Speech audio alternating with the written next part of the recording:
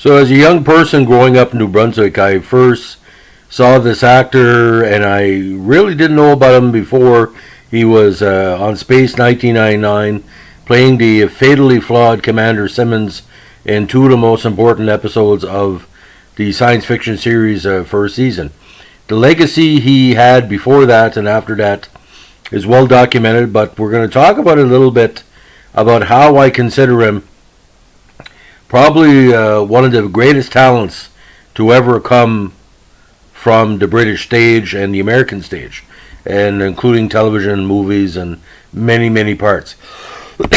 So today we're going to be talking about the legacy of O.B.E. recipient Roy Dotrice. Now, Roy Dotrice, born 26 May 1923, was a star of stage, television, and film, famed for his portrayal of the antiquarian John O.B.E. in a record-breaking solo play, Brief Lives, which has become legendary. Abroad, he won a Tony Award for his performance in the 2000 Broadway revival of A Moon for the Misbegotten, and he also appeared as Wolfgang Amadeus Mozart's father Leopold in Amadeus. He also appeared as Charles Dickens in Dickens of London, 1984, and Jacob Wells' father in Beauty and the Beast, the TV series. Later in life, he narrated a series of audiobooks for George R.R. Martin's epic fantasy series, A Song of Ice and Fire, for which he held the Guinness World Book of Records record for the most character voices for an audiobook by an individual. I think it was dozens, and whatever background characters were needed as well. Now, Dotrice was born in Guernsey on 26 May 1923 to Neva and Louis Dotrice. He served as a wireless operator air gunner with the Royal Air Force during the Second World War, but was eventually imprisoned in a German prisoner of war camp from 42 to 45.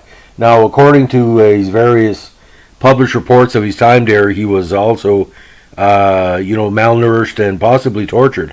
But he drew a lot of his anger parts through that time being in the camp. It was quite a rough time for the Canadian and British and international Commonwealth soldiers, because we were held in these camps with no celebration of who we are.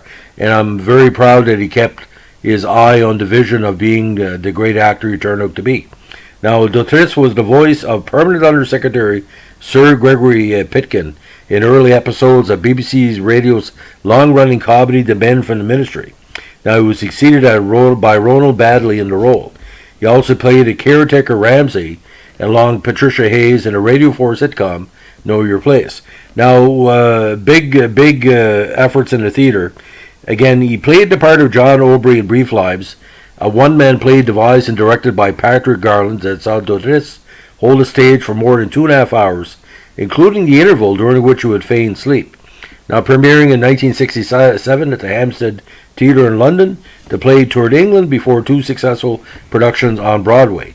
In 1968, it moved to the Criterion Theatre in the West End, where it ran for 400 performances before transferring to the Mayfair Theatre. He revived the role in 2008, again under Patrick Garland's direction. Now, these runs, combined with extensive international touring, earned Dotrice another place in the Guinness World Book of Records for the greatest number of solo performances at 1,782. In 1984, he starred opposite Rosemary Harris in a production of Noel Coward's Hay Fever, and he also appeared in the stage production of Irving Berlin's White Christmas at the Lowry Theatre in Salford from November 2009 to January 2010. Now, television, besides that great role in Space 1999, which you have to see, especially the Christopher Lee Alien episode where, anyway, you have to see it for yourself. I don't want to give it away, but it doesn't end well for Dotrice's character. Now, in 1970s, Dotrice played the title role in the television miniseries Dickens of London. He also appeared as Albert Haddock in the BBC television adaptation of A.P. Herbert's Misleading Case in 1971.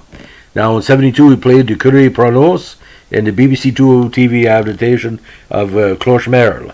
He was known to the North American audience as, again, father in the 80s American TV series Beauty and the Beast, and Father Gary Barrett, a Catholic priest, in the 1990 series Picket Fences, although his acting career dates from 1945 in a review called Back Home, performed by ex-POWs in aid of the Red Cross.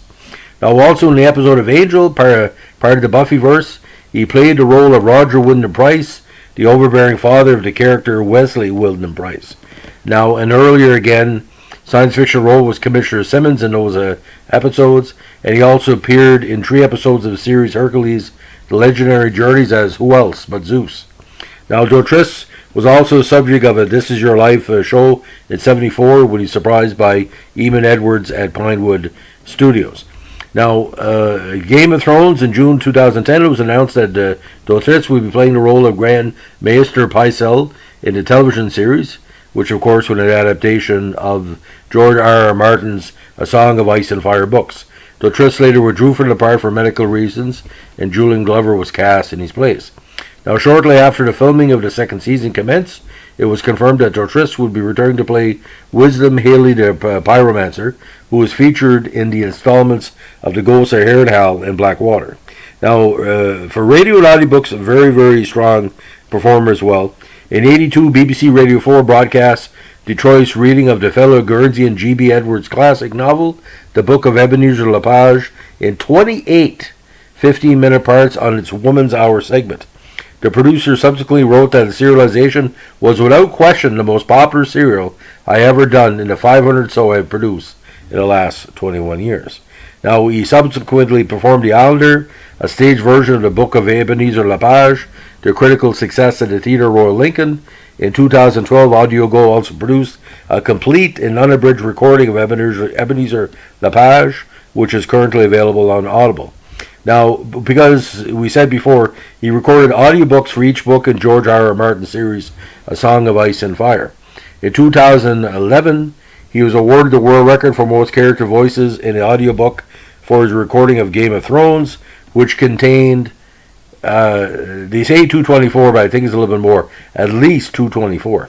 Now, Dotrice also narrated many storybook adaptations for Disney Records, including The Little Mermaid and Hercules, for which he was nominated for a Grammy. Now, Dotrice was married to Kay Newman, a television stage actress from '47 until her death in 2007. They had 3 children, three children. Most of them worked at various times in their lives. He was also father-in-law of actors Edward Woodward and Alex Hyde White. Edward had married his daughter Michelle, and Alex had married his daughter Karen. Now, he particularly enjoyed baseball, fishing, and football, and was a stalwart member of the Garrick Club. Again, he got the O.B.E. in 2008, and well-deserved, of course. Now, unfortunately, he died at the age of 94 on October 16, 2007, and what a legendary, tremendous life he led. Just some of the film and television works we haven't talked about. Again, Nicholas and Alexandra, 71. Tales from the Crypt, 1972. Again, Saturn Tree, which he overdubbed Harvey Keitel, of all people. He was on Magnum P.I. in 91. In Cheech and Chong's Gorson Brothers, one of my favorites, Evil Fuck Hair. You have to watch this movie. It's tremendous in that. Now, Shaka Zulu, the TV series version, 86. Fairy Tale Theater, where he played in 2 episodes of Dancing Princesses and Rick Van Winkle. He was on the cutting edge of the doing the Pamchenko. He was the infamous coach in that movie. Again, Children of the Dark, 1994. Swimming with Sharks, 94. Babylon 5, The Scarlet Letter, Mr. and Mrs. Smith. It was on Sliders, Alien Hunter, Angel, of course, and Hellboy number 2. The Golden Army, and again Game of Thrones in 2012. Now, voice acting, Watership Down, Robin Hood, The Prince and the Pauper, Batman, the animated series, Spider-Man, The Book of Ebenezer Lepage, like we mentioned, The Deathgate Cycle Volume 4, and The Song of Ice and Fire series. So, I was unfortunately late to his career, but never too late to say, boys, oh boys, oh boys, when I watched that Space 1999 episode. And this was just, he's mid-prime. He did, again, another 35, 40 years of great work. But Commander Simmons is so spot on that you have to watch it. If you've never watched Space 1999, start with the episode where the Christopher Lee aliens arrive. And he's trying to get off Moonbase Alpha because he thinks he's going to be stuck forever. what an evilly tragic character the Commander Simmons did. And for him, it's probably as easy as pie. And, Roy is highly missed. Just like my old pal Barry Moore, so I met many years ago in Dalhousie during a literacy tour of New Brunswick. To have people like Barry Morris and Roy Dotrice and Patrick Stewart and Ian McKellen and Ian Holm and all these great British actors, the angry British young men.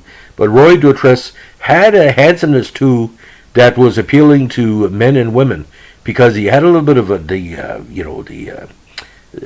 there was something going on, like he was always thinking. And I saw that in his acting style. There was always something going on in the background. Even when he's playing characters that weren't British. Like, I know it sounds weird. Cutting Edge is a good cheesy movie, and he makes it good. Like, you put him in any movie, it's something to watch. And the Beauty and Beast fans love him. Game of Thrones fans love him. Hellboy fans love him. Space 1999. And if there was a science fiction Hall of Fame for actors, he should make it. Anyway, thanks for listening. Give us a like, comment, or subscribe. We like what we're doing. And this is a tribute to actually all the Space 1999 followers on the feed. And we appreciate your support and your recognition of talented people like Roy. Have a good day. Bye.